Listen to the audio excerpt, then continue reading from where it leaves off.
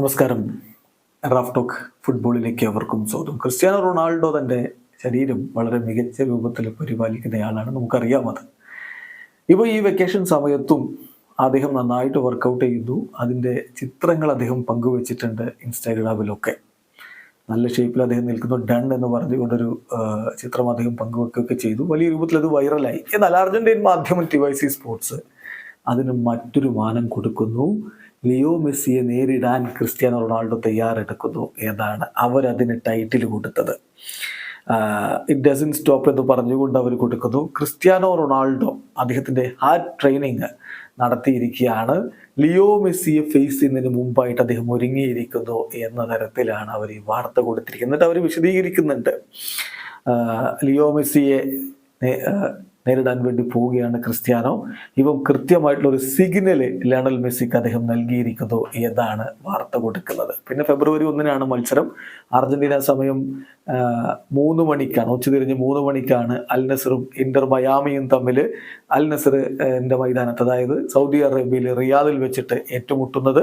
ഇങ്ങനെയുള്ള കാര്യങ്ങളൊക്കെ വിശദമായിട്ട് അവർ കൊടുക്കുകയും ചെയ്യുന്നു. ചുരുക്കത്തിൽ ലിയോ മെസ്സിയെ നേരിടാൻ വേണ്ടി ഇവിടെ ക്രിസ്ത്യാനോ റൊണാൾഡോ തയ്യാറെടുത്ത് കഴിഞ്ഞു എന്ന് പറഞ്ഞുകൊണ്ട് അവർ റിപ്പോർട്ട് കൊടുക്കുന്നു. അതോടൊപ്പം അവർ തമ്മിലുള്ള ഫേസ് ടു ഫേസിൻ്റെ കണക്കുകൾ അല്ലെങ്കിൽ ഹെഡ് ടു ഹെഡിൻ്റെ കണക്കുകളൊക്കെ കൊടുക്കുന്നുണ്ട്.